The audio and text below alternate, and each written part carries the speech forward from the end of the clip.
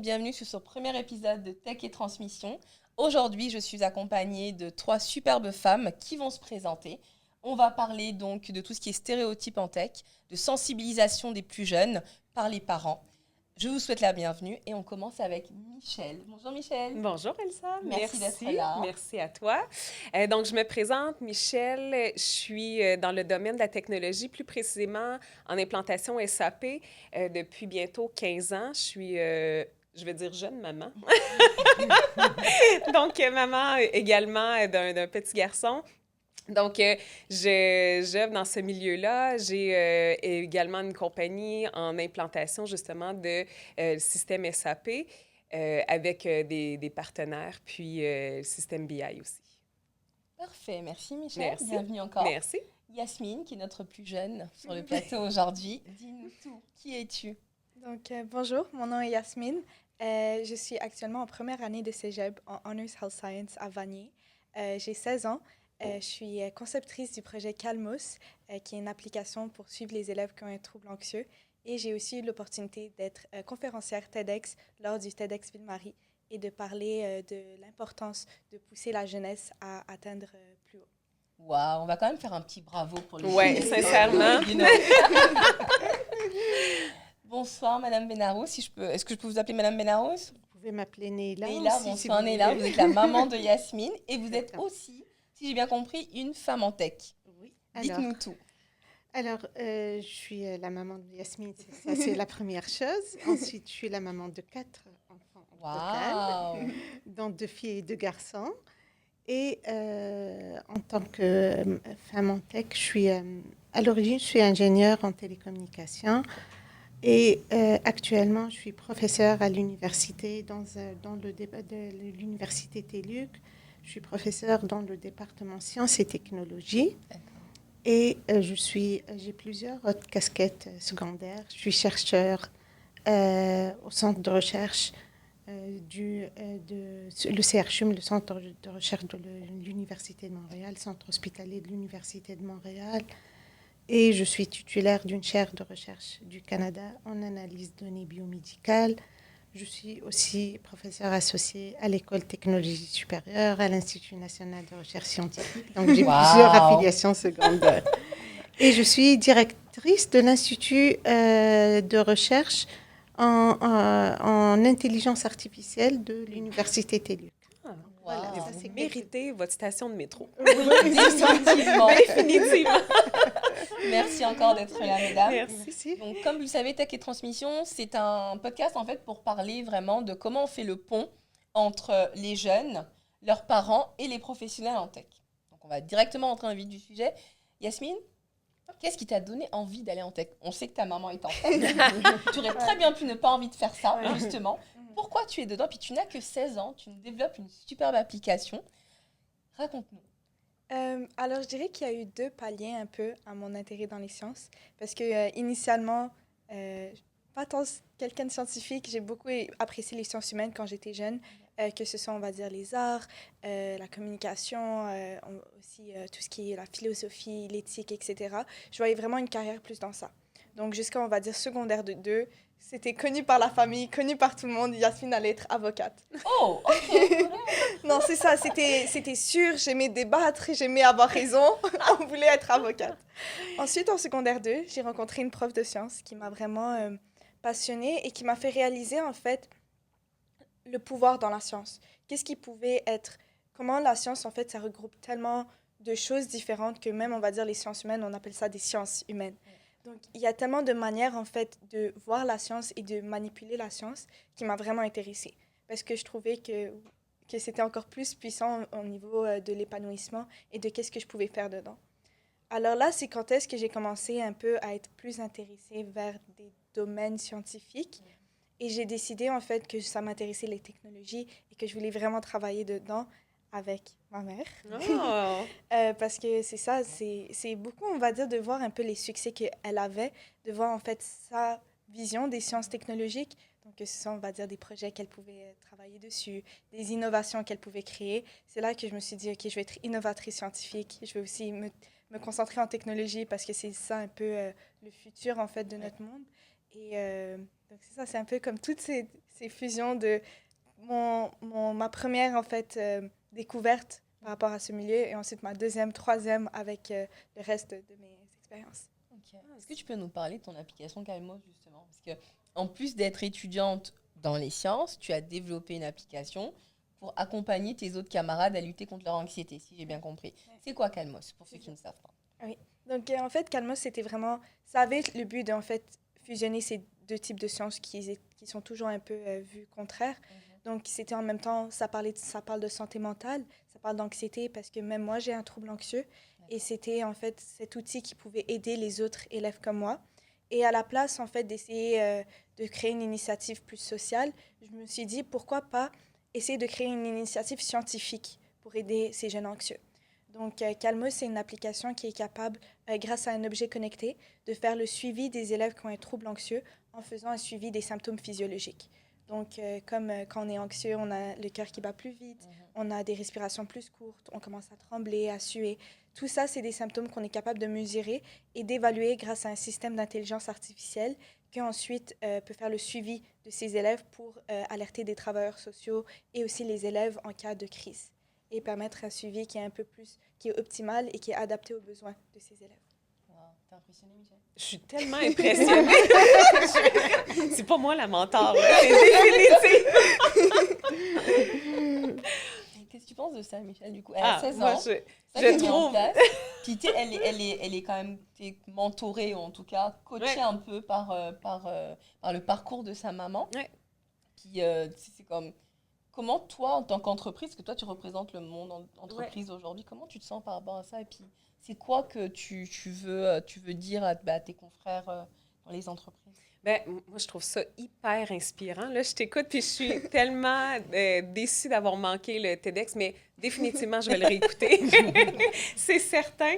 Puis je trouve ça beau à voir encore que il y a des... Puis, tu sais, je veux pas catégoriser ou je veux pas... Tu sais, des fois, on entend parler les jeunes ou quoi que ce soit, mais je trouve ça magnifique. Puis quand j'avais vu, justement, le TEDx, j'avais vu quelques présentations, là, ça m'inspirait de voir, mais il y a encore une relève qui est là pour prendre la place, puis vous avez justement des outils qui sont encore plus puissants parce que, tu l'as dit, la technologie va couvrir tous les autres domaines. C'est un peu un support à ce qu'on veut développer, on veut amener sur le marché, puis moi, je trouve ça...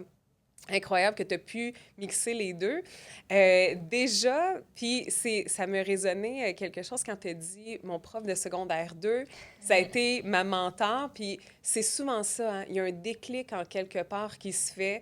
On a besoin d'un mentor, puis c'est pas souvent le parent, parce qu'au contraire, des fois, on veut faire à l'encontre de ce que... Ben, tu sais, des fois, on ne veut pas nécessairement suivre les traces, puis ça prend quelqu'un peut-être de l'externe, quelqu'un qu'on n'est pas lié émotivement ou attaché, tu sais, qui n'a pas un historique non plus qui vient avec ça. Donc, je trouve ça magnifique, puis que tu as pu après aller supporter. Puis je ne sais pas, est-ce que ta maman t'a aidé aussi dans l'application? Oui, vous avez...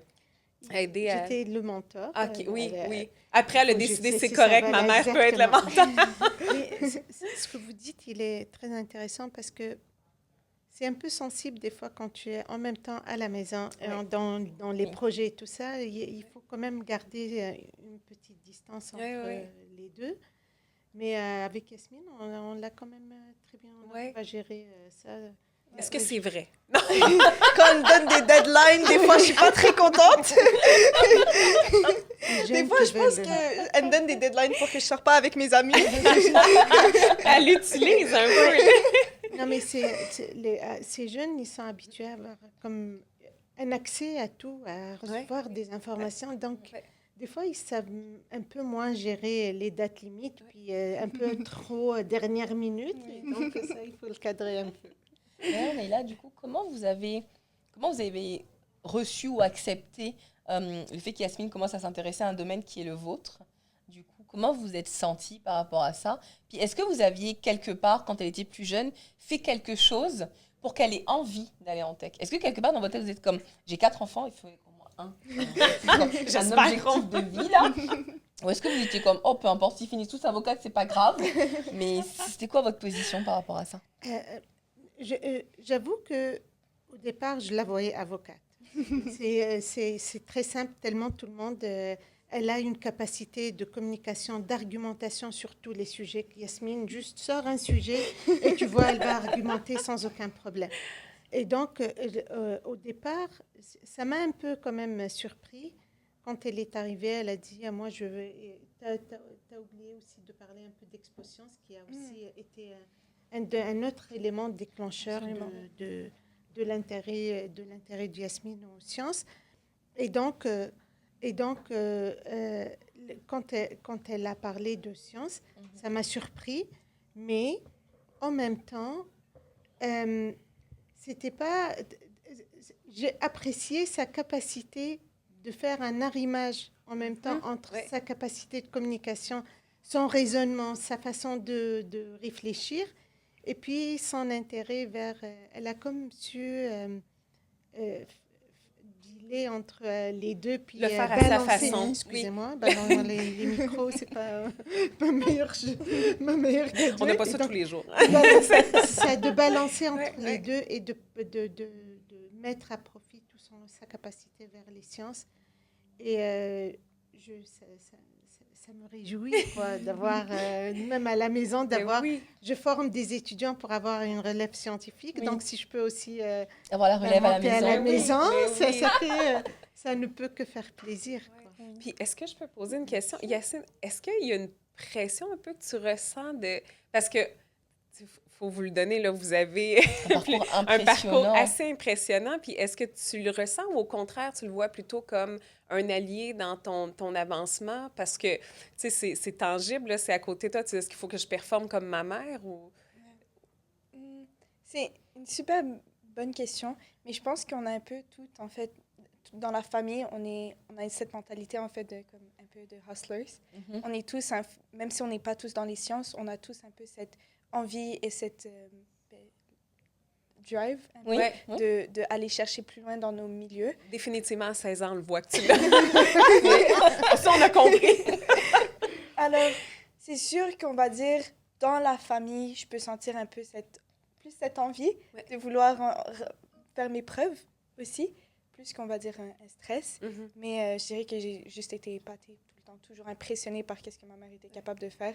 Et encore plus fière de moi-même que des fois, je peux venir avec elle à des événements ou qu'on est capable de faire comme aujourd'hui des émissions ensemble. Oui, ben oui. Donc, c'est fou, ça, quand même. Non, mais c'est vrai. On néglige un peu ce qui se passe là, mais en fait, c'est très important. Et c'est comme une de mes plus grandes fiertés que quelqu'un que je vois tellement...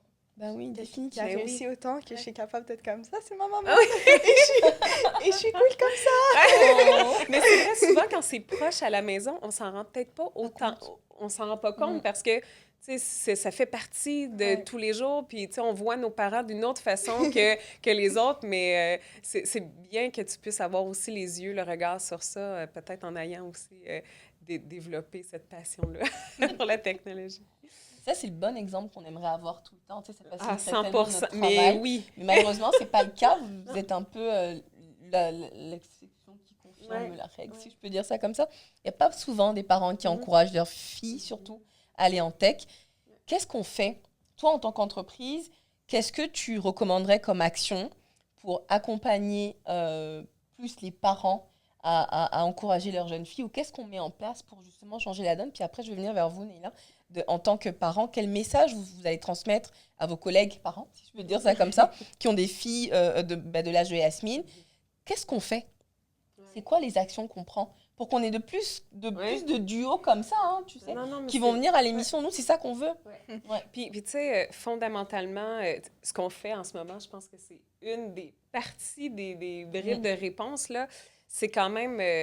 puis c'est pas gagné d'avance dans le sens où je pense qu'on le voit avec... C'est très chambranlant aussi. Là, on fait un pas en avant, mais on a l'impression de reculer aussi. Là, je pense pas que c'est une victoire qui est assurée pour le futur, mais je pense que c'est plein de petites initiatives comme ça qui poussent ici, c'est avec un OBNL, mais aussi les entreprises, d'avoir une parité, d'avoir également de la diversité. Toutes ces initiatives-là qui sont mises en place, je pense qu'il ne faut pas le voir comme une obligation, mais plutôt une responsabilité sociale de le faire. Puis, tu sais, moi, j'ai un petit garçon, puis je me dis tout le temps, tu sais, j'ai le 50% du problème aussi, dans le sens où je vais l'élever pour que ce soit naturel aussi pour lui, pour que ce soit inclusif. Tu sais, j'ai envie que pour lui, ça soit même pas une question. Tu sais, je sais que... Puis concrètement, tu sais, je pourrais même pas dire comment je vais le faire, mais j'ai envie que pour lui, ça soit plus une question de pourquoi est-ce qu'il n'y a pas assez de femmes en tech. Parce que je pense que, oui, c'est bien pour que les femmes, on fonce puis on décide de se démarquer, mais on est quand même juste 50% de la solution. Tu sais, il y a l'autre côté aussi qu'on doit continuer à parler, à faire passer ce message-là auprès des jeunes. Léla, et vous? Tout à fait. Alors, moi, je dirais en tant que parent, ça commence dès le jeune âge, ça commence très tôt. Je dirais par exemple une maman qui met dans la chambre de sa petite fille une chambre pleine de poupées Barbie. Moi, je n'ai rien contre Barbie, mais quand même faire un équilibre entre des choses qui sont plus de l'ordre du féminin, mais en même temps des technologies, des puzzles, des Lego, un mélange, une diversité de choses et de jeux électroniques aussi, qui soit un équilibre entre tout ça. Ça aide pour plus tard.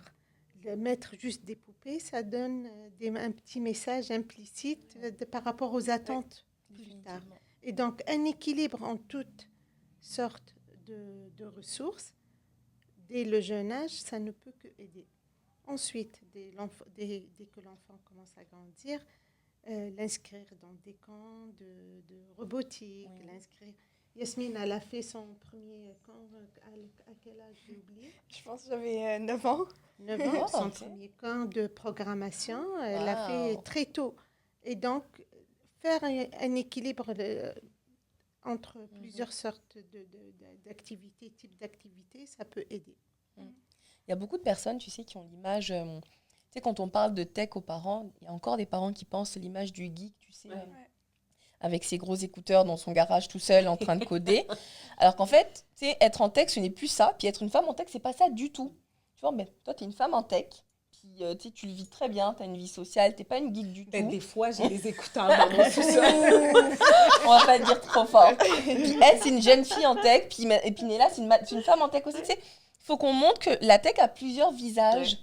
Puis qu'est-ce qu'on dit à ces parents-là? Puis la question est pour vous deux, vraiment. À ces parents-là qui n'ont peut-être pas cette ouverture d'esprit, puis qui sont encore en 1902 à se dire, ma fille va finir, c'est un métier de gars, là, c'est un boys club, fais pas ça, soit avocate, soit dans la finance, va faire de la couture. Qu'est-ce qu'on leur dit à ces parents? Tu sais, moi, je pense souvent raisonner par l'absurde, là, de faire comprendre aussi que tout ce qu'on touche maintenant, c'est de la technologie. C'est définitivement, on est entouré. On est entouré de beaucoup de technologies en ce moment, mais il y a énormément de technologies qui nous accompagnent partout. Nos téléphones, on les a tout le temps sur nous. La technologie a plusieurs visages, puis je pense que c'est de faire comprendre aussi ça. Puis moi, j'enseigne aussi, pas comme vous, j'ai pas de chaire, j'ai pas de recherche, mais mon premier cours, je demande tout le temps, décrivez-moi, si vous parliez à un enfant de 10 ans, comment vous décririez l'implantation d'un système informatique? Là, les gens doivent un peu se chercher, ou pas se casser la tête, mais essayer de vulgariser comment est-ce qu'ils feraient pour l'expliquer à un enfant, parce qu'au final, c'est ça, tu sais, c'est quand les gens connaissent pas, puis les gens ont peur aussi un peu de l'inconnu. Quand on connaît pas, c'est juste de démystifier c'est quoi, puis de le ramener à quelque chose d'hyper concret. Un enfant de 10 ans, tout le monde peut comprendre, tout le monde peut essayer de voir, puis c'est fou tout ce qu'il ressent, parce que c'est vraiment des éléments concrets à tous les jours, on fait face à ça.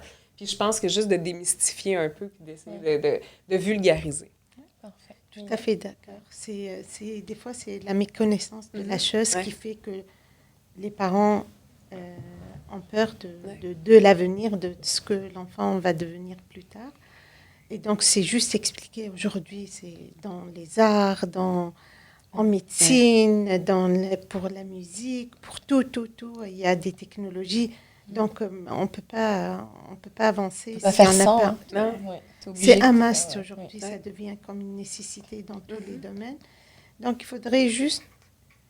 Et puis qu'il y ait aussi une représentation de femmes. Ouais. Ça aide C'est beaucoup. très important. Ouais. Ça aide quand il y a comme Modèle visible. des Ouais. références, voilà, la visibilité de la femme dans des domaines qui n'est pas juste qu'il y a des bottes parce qu'elle a des technologies, des écouteurs, puis elle est fermée. Non, pas du tout. C'est pas du tout ça, une femme en technologie. Montrer qu'on peut être aujourd'hui. épanouie en tant que femme en tech. C'est ça. Il y a quelque chose qu'on oublie de dire aussi, que je pense que vous allez confirmer, c'est qu'on gagne bien sa vie en tech. Tu sais, on peut parler de ça 2 secondes. C'est comme pour les gens qui nous regardent.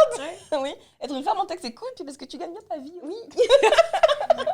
Tu sais, c'est un détail insignifiant, mais très important. C'est comme, tu sais, les gens oublient ça des fois, on gagne bien sa vie en tech, et puis c'est cool d'être en tech, peu importe le secteur. Puis la tech, c'est tellement varié. Tu peux faire du SAP, tu peux faire du développement d'applications mobiles, tu peux faire du UX design, tu peux faire de l'IA, tu peux faire plein de choses. Et puis les gens oublient aussi, tu sais. J'ai une autre question pour les 2 professeurs. C'est très bien qu'on ait 2 professeurs. En tant que professeur, quelle est votre responsabilité quand vous arrivez dans des classes de sciences et technologies ou d'ingénierie? Tu sais, il n'y a que 3 ou 4 filles, là, des fois, il n'y en a qu'une. C'est quoi la responsabilité du corps enseignant pour changer la donne? Parce qu'on touche tout un écosystème. Tu sais, on a parlé des entreprises, on a parlé des parents, on a parlé de la position de Yasmine en tant qu'étudiante, etc. Et des organismes comme le nôtre. Quelle est la position du corps enseignant? Ok. Alors, c'est une très bonne question parce que moi, j'enseigne, notre université, c'est de l'enseignement à distance. Donc, je ne suis pas en contact direct avec des étudiantes de premier cycle, mais des étudiantes de cycle supérieur. Okay. Alors, le ratio, évidemment, il est loin. Même dans le département, on est une douzaine de professeurs. Et puis, il y a 4 femmes, 4-5 femmes. Donc, le ratio, il est de loin. La proportion entre hommes-femmes, c'est très... Maintenant, par rapport aux étudiants, c'est d'encourager. Moi, je supporte. Je peux pas le cacher. Je supporte les femmes en sciences. Je supporte une femme qui accouche, une étudiante qui accouche, puis qui doivent continuer à faire ses études. Probablement pas parce que je dois le faire à un certain moment.